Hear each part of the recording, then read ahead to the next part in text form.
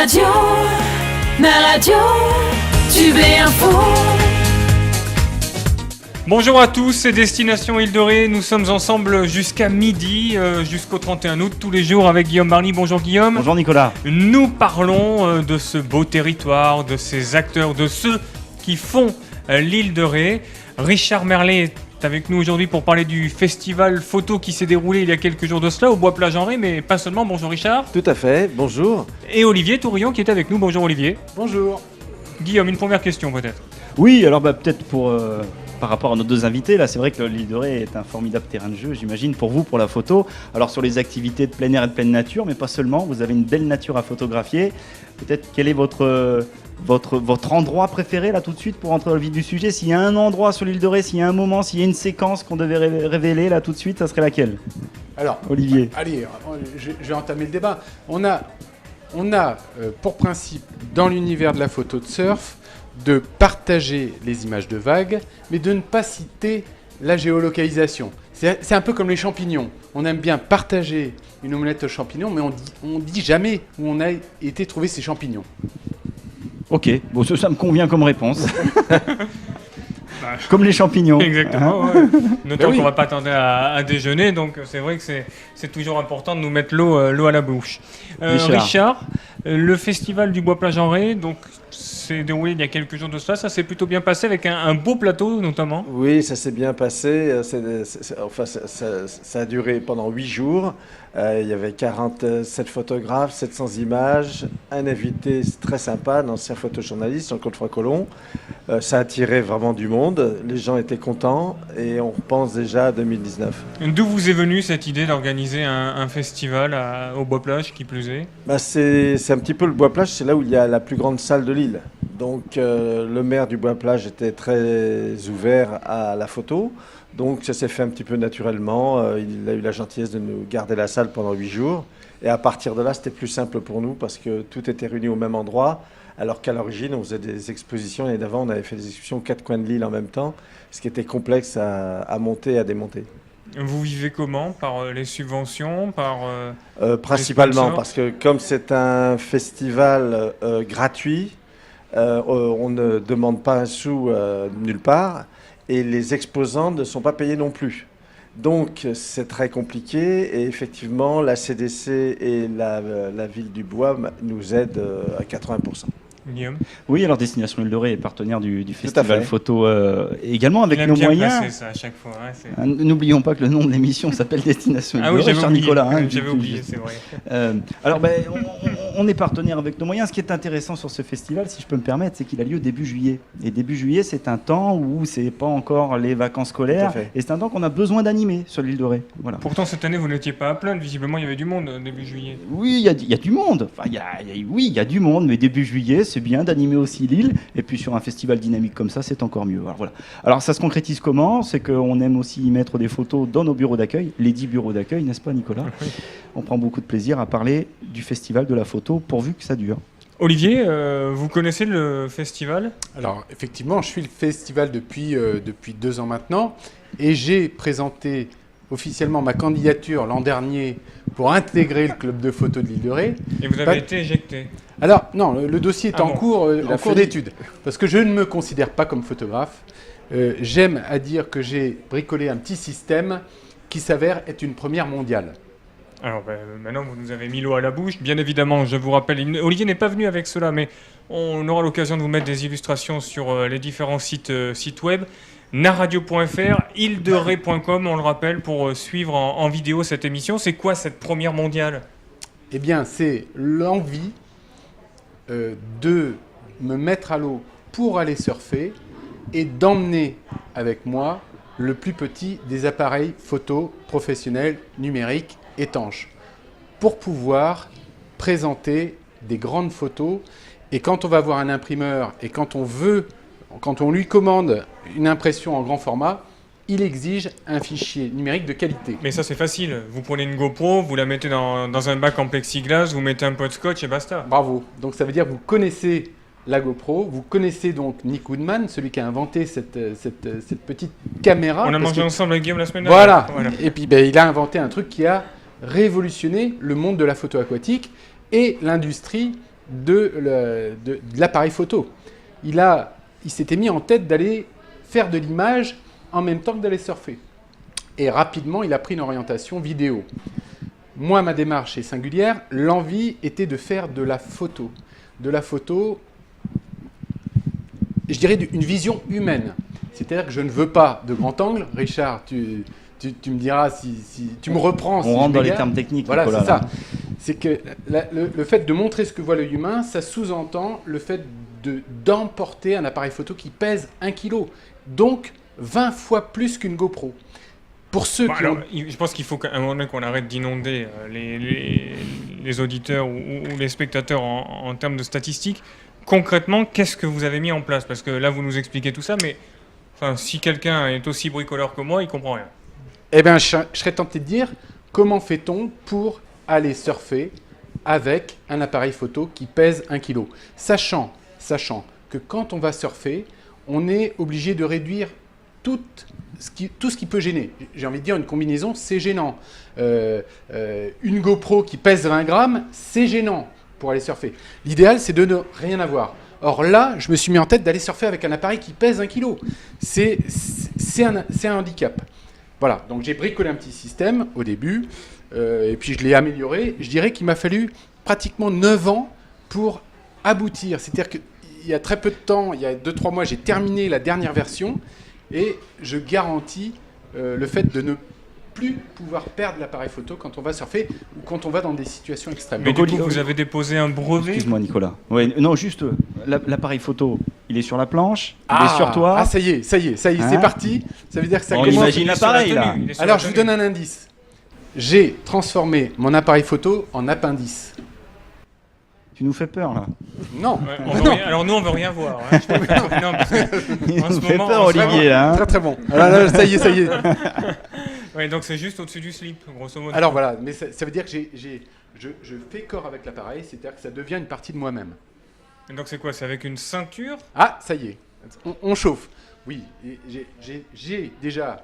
Il fallait trouver l'endroit où on pouvait mettre l'appareil de 1 kg qui gêne le moins possible. C'est-à-dire que je suis passé par des phases de test où l'appareil photo, je l'avais au genou droit dans un premier temps, puis épaule droite dans un deuxième temps, puis épaule gauche dans un troisième temps. Donc c'est sur l'épaule. Voilà, ça y est.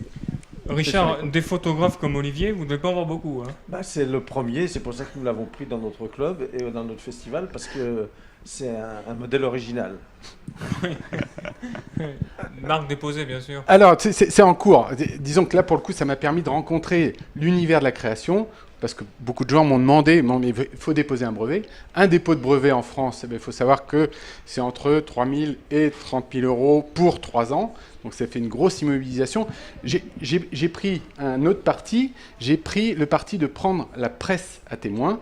C'est-à-dire que quand on dépose un brevet, il faut savoir que une grosse partie de la somme va à ce qu'on appelle la recherche d'antériorité.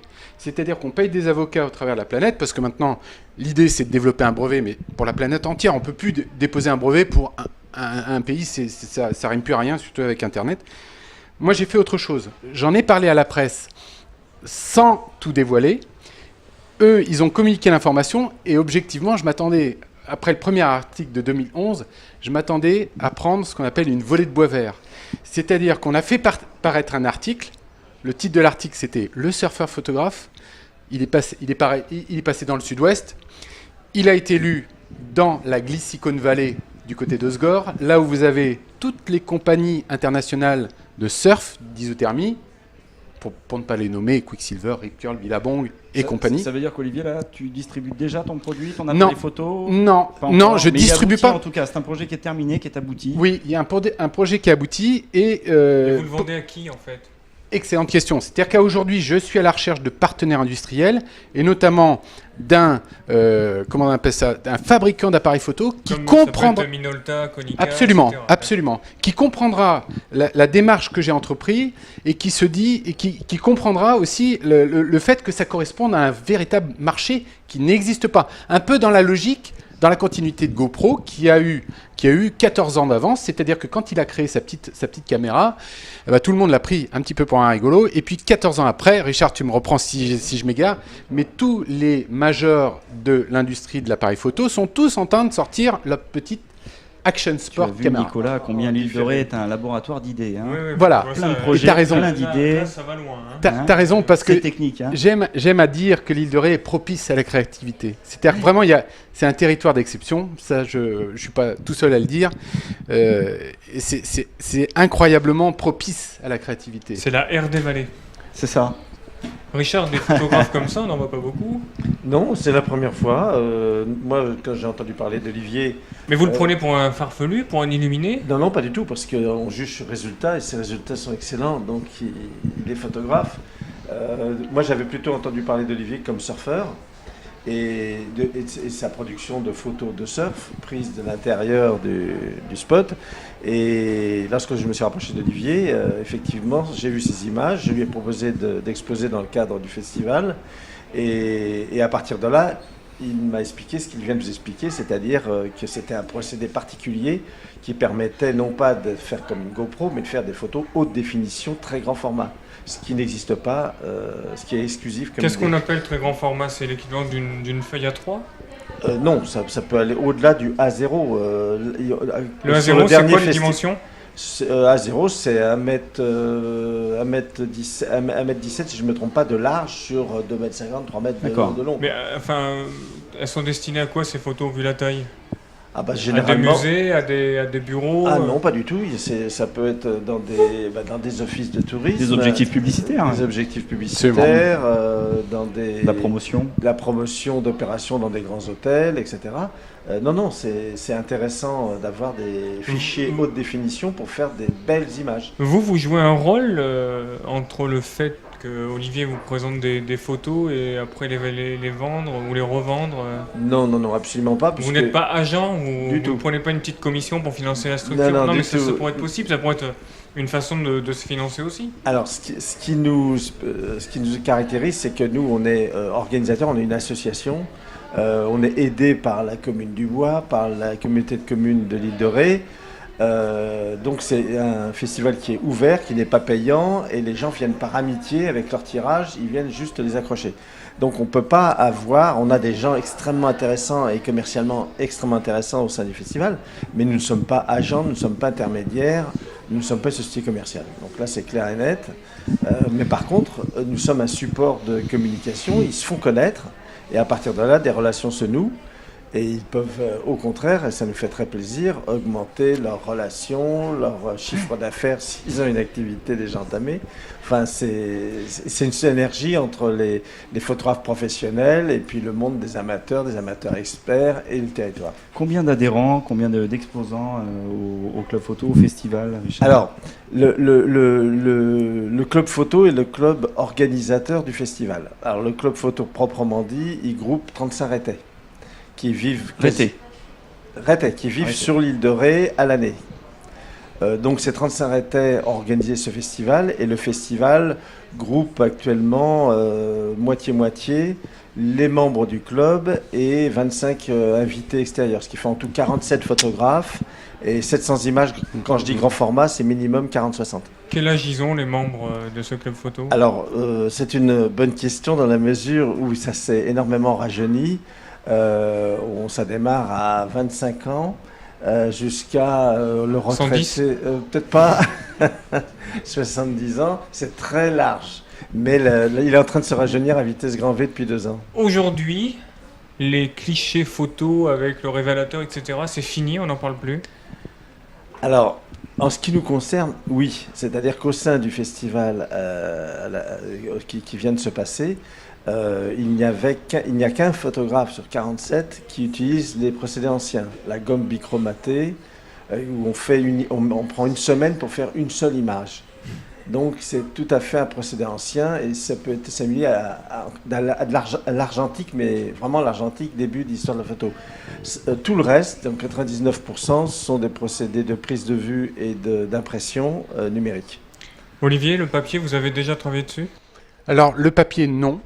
Et pour une raison qui est toute simple, c'est que je me suis aussi défini des exigences. Et pour moi, une photo, ça doit être plat. Notamment dans nos vieilles maisons de l'île de Ré, puisque j'ai la chance d'habiter place de l'Église à Sainte-Marie, que j'ai transformé ma maison en galerie de photos de vagues. Et c'est une très vieille maison en terre, puisque c'est aussi ça l'architecture, ce qui fait qu'on a des fluctuations hygrométriques non négligeables. Mes premières photos, je les ai imprimées sur papier, enserrées dans des plaques de verre, ça s'est mis à gondoler. Oh là, j'ai vite abandonné le process et je me suis orienté sur des modes d'impression qui me correspondent mieux. J'imprime sur toile, monté sur châssis, ce qui fait que ça accepte les fluctuations hygrométriques sans aucun problème. Restez avec nous, on se retrouve dans quelques instants sur Naradio, île-de-ré.com, naradio.fr pour le suivi vidéo de Destination Île de Ré. On est ensemble jusqu'à midi. Je vous rappelle que comme tous les jours et comme toutes les semaines, vous pouvez gagner plusieurs cadeaux. Vous envoyez Naradio au 72 800. Merci de votre fidélité. On se retrouve dans quelques minutes. Naradio, Tube et Info. Naradio Tube et Info, c'est Destination Île de Ré. C'est le retour à la semaine, la plage, les restos, bref, l'île de Ré comme on l'aime. On va parler de la photo ce matin jusqu'à midi avec Olivier Tourion qui est avec nous, Richard Merlet, Guillaume Barny, bien évidemment. Je vous rappelle que vous pouvez gagner de nombreux cadeaux, naradio.fr pour vous inscrire ou un petit SMS au 72 800. Vous envoyez Naradio. Guillaume, on va peut-être poursuivre avec Richard. Oui, alors peut-être une petite question avant là, qui me trotte dans la tête depuis le départ. Je dirais pour les deux, mais je vais me tourner quand même vers Richard. Alors c'est vrai que la photo, on a tous l'habitude d'en faire maintenant avec nos appareils et puis nos iPhones pour pas les citer. On a tous l'impression d'être un peu photographe, hein, surtout qu'on peut vite bouger 2-3 filtres sur Instagram, là aussi pour pas citer ce réseau social qui fait fureur. Alors, qu'est-ce qui fait la qualité d'un bon photographe aujourd'hui? À quoi on reconnaît qu'on est un bon photographe ou pas?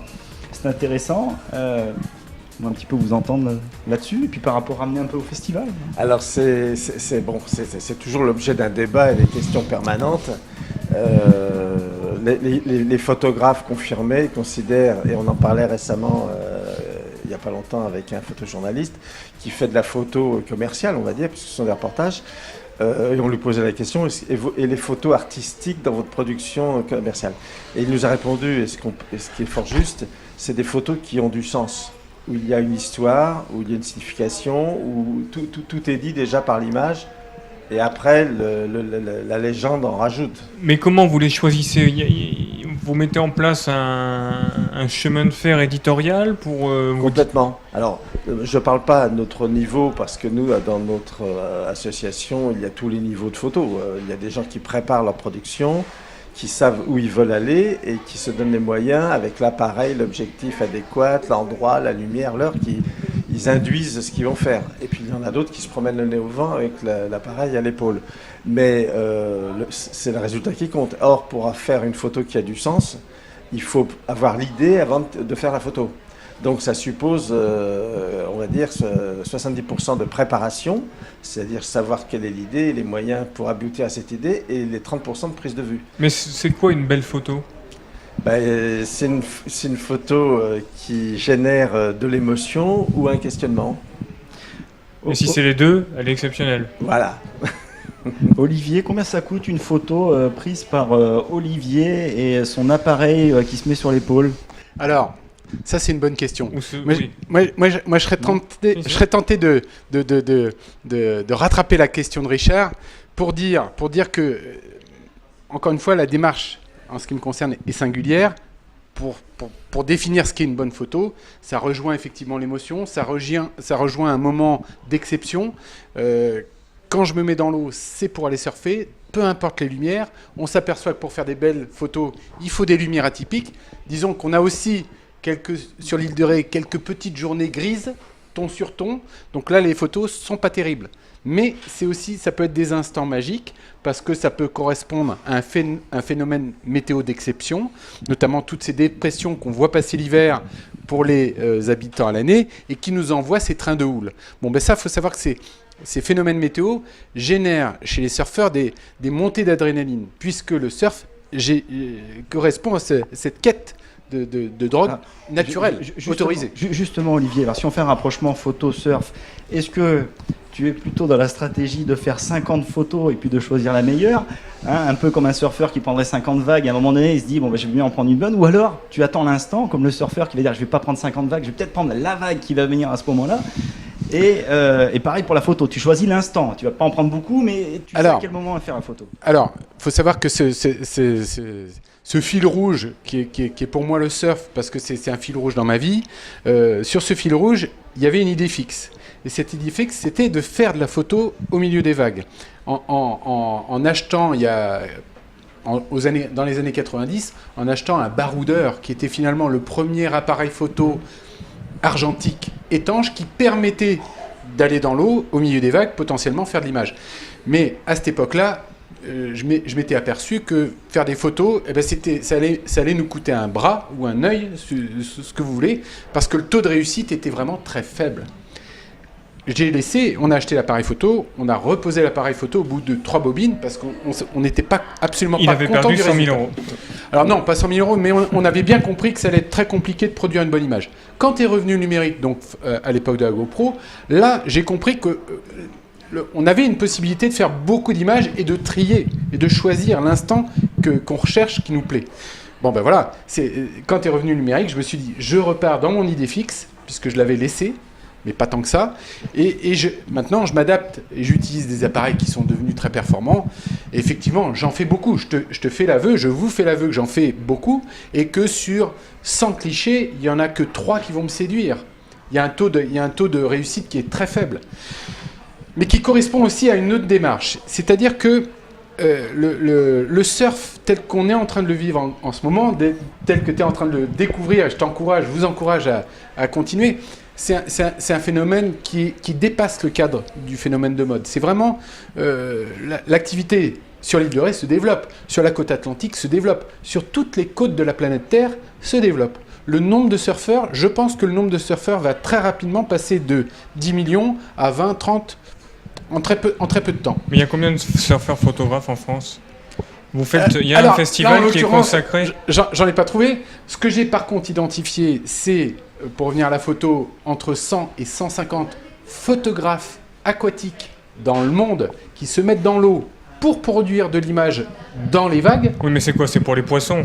Alors non, c'est pas pour les poissons, c'est pour Tant qu'à faire, quand tu es dans l'eau, tu fais du surf, tu fais du poisson. Les compétiteurs, pour les marques de surf qui engagent des sportifs de très haut niveau, des gens comme Kelly Slater qui sont des dieux vivants que je vous encourage à suivre parce que ça va vous donner une idée de ce que représente ce sport. On va aussi découvrir que ce sport en 2024 va devenir un sport légitime puisqu'il va devenir olympique. Mais ça c'est sûr. Ah oui. Il y a 5 chances sur 8. Non, c'est bon, c'est dans les tuyaux, c'est parti. C'est une info. Voilà, ça devient un sport olympique, donc un sport crédible. Et on va découvrir tout cet univers qui tourne autour, toute la passion qui tourne autour. Il y a des images de surf, on n'en a pas tant que ça à la télé. Hein. Quand on regarde, on a beaucoup de chaînes de sport, et c'est vrai que des images de windsurf, des images de surf, c'est très dur à filmer déjà. Alors, c'est compliqué. C'est compliqué à produire. Ça coûte cher et c'est très difficile à filmer. Et puis, on est aussi, on est le vieux continent. Je dirais que le surf est arrivé finalement en France il n'y a que 50 ans.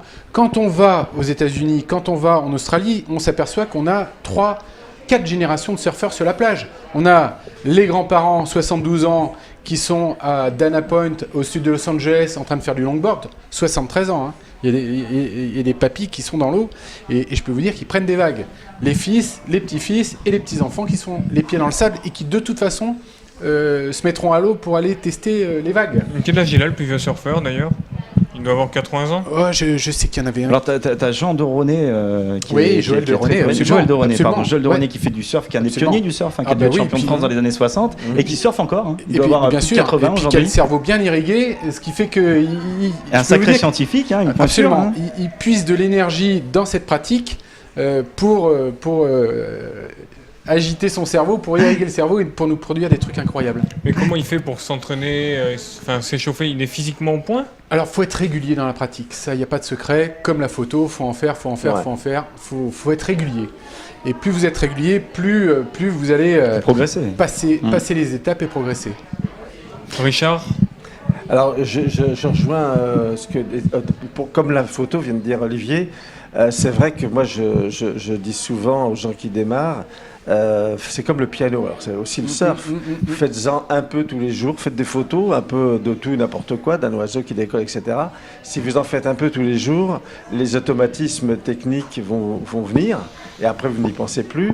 Et donc après, quand vous voulez faire une photo préimaginée ou à l'arrache, elle sera forcément bonne puisque vous maîtrisez complètement l'outil, vous l'avez oublié. Comment vous vivez l'avancée de la technologie ? Je pense par exemple aux iPhones, enfin je ne vais pas faire de pub bien évidemment, Trop tard. mais aux smartphones qui font par exemple 12 mégas ou je ne sais plus combien, 14 mégapixels. Parce qu'il y a des belles choses qui sont réalisées Parce avec ça. qu'on peut, Mais on peut prendre par exemple une personne dans la rue et derrière on peut faire un flou. Enfin, Alors, disons il y a un double objectif, pour un double zoom, c'est quoi ? que ce soit les photographes plasticiens, artistes ou les photojournalistes ou les reporters, il est communément admis que l'appareil, c'est un pinceau, c'est une guitare, c'est un violon, c'est un outil, entre guillemets, au service du photographe. Donc l'iPhone, c'est très performant techniquement. Et si quelqu'un veut faire une série d'images à l'iPhone, du moment que ces images ont un sens ou racontent une histoire, tout le monde est preneur. Après, il y a la limite technique de la mémoire de l'iPhone, etc. Mais il n'y a pas de problème. Je veux dire, tout est bon. La photo noir et blanc, on n'en voit plus. Ah si, on en voit pas mal. Le problème, c'est que la photo noir et blanc, en fait, c'est plus facile et plus difficile que la couleur. Alors là, c'est un vaste débat. Ce sont des modes qui passent, qui se succèdent, mais maintenant, avec la technologie actuelle, on arrive à faire des photos noir et blanc à partir de photos couleurs, mais d'une façon extrêmement pointue, à tel point que moi, il m'est arrivé pour présenter et exposer des images, d'avoir des super images noir et blanc, mais beaucoup trop piquées, trop fines, trop bonnes. Et je suis obligé de redonner du grain, de donner de la grossièreté argentique à des images numériques pour qu'elles aient l'air... Donc vous les truquez pour qu'elles soient un peu plus... Je les fais régresser pour qu'elles soient plus poétiques. C'est un vrai paradoxe. Complètement. Complètement. Bon, on a fait le tour du... on a fait le tour du cercle. On est arrivé à un point technique où on fait absolument ce que l'on veut, y compris vieillir des images volontairement pour leur donner un aspect plus ancien, plus romantique, plus poétique, mais c'est à notre service. Donc on a des moyens décuplés par rapport à la photo argentique. Mais c'est toujours dans la même philosophie. Richard, est-ce que sur l'île de Ré, pour revenir un petit peu sur notre île, on peut faire de la photo toute l'année ? Bien sûr, bien sûr. Au contraire, parce que les saisons impliquent des lumières différentes. Alors, il faut savoir lire la lumière, puisqu'on écrit avec la lumière, il faut savoir la lire. Et puis, les atmosphères. Donc, dans des photos, l'atmosphère est extrêmement importante. Donc, on peut faire des photos l'été en se servant justement des estivants, de la foule, des couleurs, des enfants qui jouent, enfin la vie. Et puis, à contrario, l'hiver ou quand c'est la tempête, eh bien, avoir des lumières tout à fait particulières et qui créent l'atmosphère un peu plus dure, plus humide et qui font des images absolument magnifiques. Donc, on a ce bonheur toute l'année. Bon, maintenant, il faut sortir avec un ciré. Oui. Est-ce que ça vous arrive de quitter l'île pour faire des photos ? Oui, bien sûr, mais moi, en dehors de l'île, alors je suis dans les antagonismes parce que l'île était complètement plate et moi, quand je quitte l'île, c'est pour aller sur les sommets. Donc, parce que j'ai fait pas mal de treks extrêmes, d'alpinisme, etc. Donc, je cultive les paradoxes. Donc, ça va être en montagne. Voilà. Restez avec nous, on se retrouve dans quelques instants pour la dernière partie, c'est Destination Île de Ré. On parle de photos avec Olivier Tourillon et Richard Merlet. Je vous rappelle que vous pouvez gagner de nombreux cadeaux. Vous nous envoyez Naradio 72 800. Vous pouvez également suivre en vidéo avec toute l'équipe de Jean-Claude Marmier et de Dominique Lujol toutes ces émissions et bien sûr les podcasts naradio.fr, île-de-ré.com. A tout de suite. Naradio, Tube et Info. De retour, nous sommes à Saint-Martin-de-Ré, dans les bureaux de Destination Île de Ré. Richard Merlet, Olivier Tourillon pour nous accompagner en ce premier jour de la semaine et nous parlons de photos sous toutes ses formes. Guillaume, la photothèque C'est un outil pour destination Île de Ré? Oui, très important. On a beaucoup de photos forcément à destination Île de Ré pour nos supports print ou nos supports web. Alors, c'est des photos qu'on renouvelle régulièrement. Forcément, d'ailleurs, ça serait une question à poser à nos invités, mais une photo vieillit, une photo peut passer les âges aussi. Alors nous, sur nos documents de promotion, on a tendance à les renouveler assez souvent. Et puis il y a des fois, avec des anciennes photos qui redeviennent un petit peu à la mode sur un ton, quelque chose. Enfin voilà, c'est forcément nous un outil qu'on utilise beaucoup et on aime faire confiance aux photographes locaux aussi. Une photo à un prix malgré tout parce que c'est du travail, comme vous l'avez dit, c'est des heures de préparation. Mais ouais, ça peut être sympa d'entendre un peu nos invités sur la question de la photo, là, un peu à travers les âges, comment ça passe. La photo à travers les âges. Dans l'univers des vagues et du surf, effectivement, on a des très anciennes photos qui datent de l'époque pas de James Cook, mais du Duke Kahanamoku, prise dans la baie de Waikiki sur une île. Et puis forcément, il y a toute l'histoire du surf qui est retracée par tout un tas de photographes qui font référence dans cet univers, notamment je pense à Leroy Granis, où là on se replonge avec délectation parce que on retrouve les mêmes sensations avec des évolutions technologiques, que ce soit au niveau du matériel photographique comme au niveau des planches de surf et du matériel qui tourne autour, mais des sensations identiques. J'essaierai de vous ramener à la conférence de l'an prochain un livre de Leroy Granis où je retrouve. Ce livre a été fait dans les années 60. Je retrouve exactement les mêmes sensations 50 ans. C'est hallucinant. Qu'est-ce qu'une photo chaude? Qu'est-ce qu'une photo froide? On parle de vidéo chaude, de vidéo froide. Qu'est-ce que ça peut être? Alors on est plus dans un, enfin si je comprends bien votre question, on est plus dans un aspect technique. Oui, c'est ça. Lorsqu'on utilise des logiciels comme Photoshop, Lightroom, etc., il y a un chapitre impression. Et indépendamment d'une photo qui est neutre, on peut effectivement faire une impression neutre, standard, chaude ou froide. Alors à partir de là, c'est le pilote d'impression qui va donner une très très très légère tonalité, on va dire sépia, jaune, doré, appelons ça comme on veut, ambre, pour une photo chaude. Et puis il va retirer et rajouter une très très très faible tonalité bleutée à une photo froide. Vous avez remarqué, pardon de vous interrompre, vous avez remarqué que c'était très à la mode chez les jeunes en ce moment quand ils font des Snapchat et des Instagram. Vous avez remarqué que les jeunes s'y mettaient de plus en plus? Ah bah complètement. Non mais... Donc ça fortifie leur créativité puisqu'ils ont des tas de logiciels sur leur téléphone, etc., qui leur permettent de trafiquer toutes leurs images à l'infini. Et ça, c'est une bonne chose.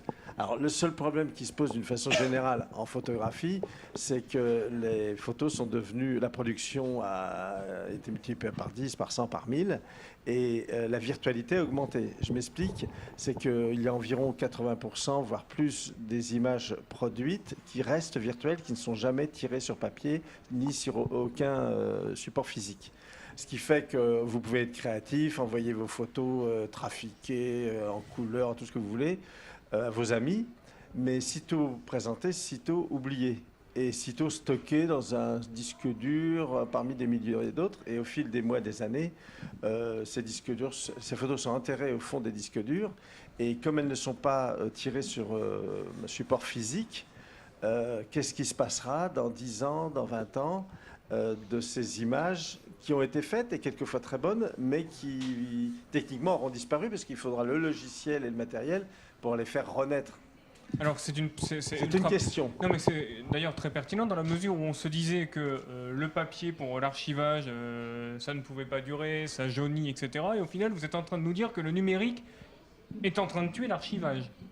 C'est un peu ça, puisque du coup... Tout à fait, mais on n'a pas la réponse à la question, parce que les musées, tout ce qui est du domaine culturel, font quand même gardent les tirages dans des fondations avec une hydrométrie, une température particulière, des tirages déjà existants, et les artistes plasticiens, etc., qui touchent la photographie, déposent des images sur support physique qui se conservent, qui vont être conservés.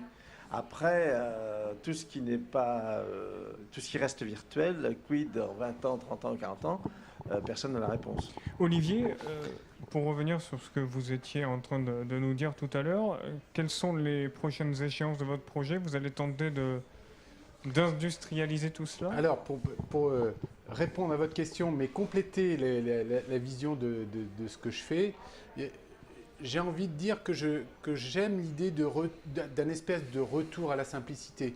On vit une époque où tout s'accélère, tout se modernise, tout se complexifie. J'ai pris des partis pris assez radicaux. Par exemple, je n'utilise pas Photoshop. Toutes mes photos sont avec des effets spéciaux naturels. Micro.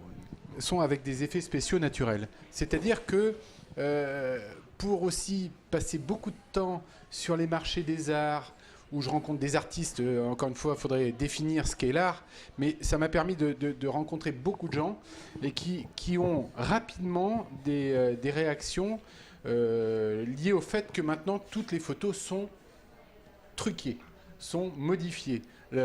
Les poignées d'amour d'un fameux président de la République qui était passé...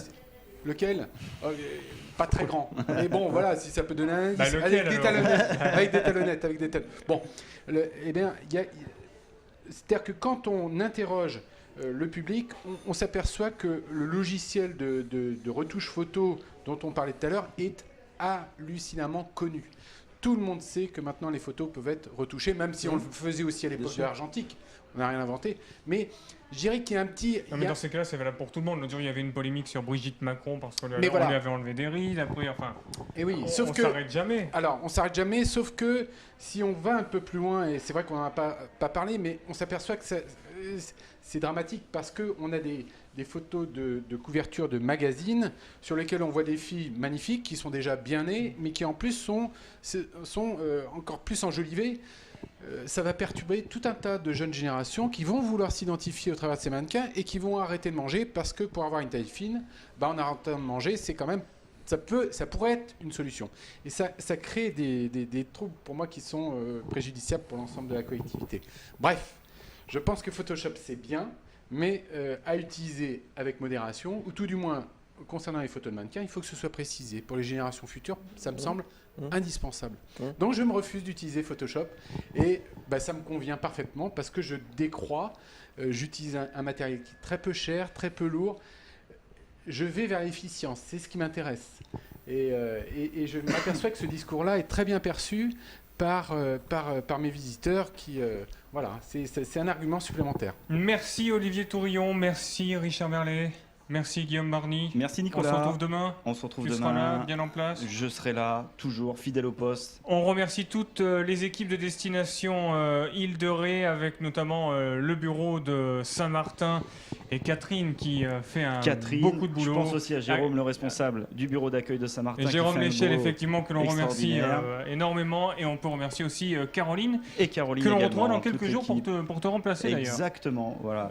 Tu seras sur la touche, en repos, oui, tu as vu, ils me mettent sur la touche. Ils veulent absolument passer l'émission avec toi. Écoute, je laisse ma place pour quelques temps. On remercie également le bedonnant Jean-Claude Marnier, notre réalisateur. Merci de votre fidélité. À demain. La radio, Tube et Info.